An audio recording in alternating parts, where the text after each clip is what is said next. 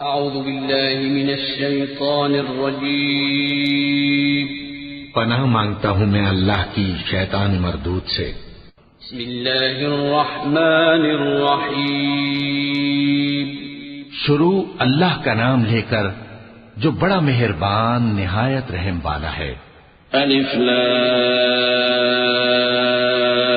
را تلك آیات الكتاب المبین إنا أنزلناه قرآنا عربيا لعلكم تعقلون نحن نقص عليك أحسن القصص بما أوحينا إليك هذا القرآن وإن كنت من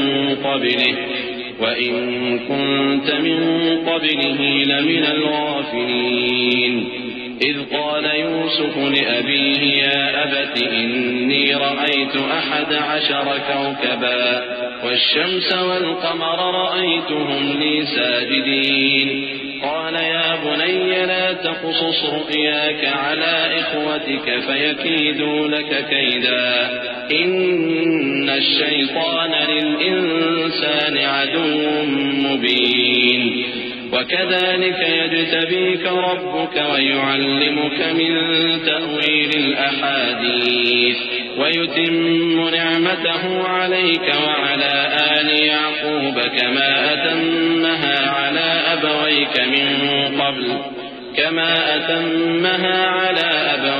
من قبل إبراهيم وإسحاق إن ربك عليم حكيم۔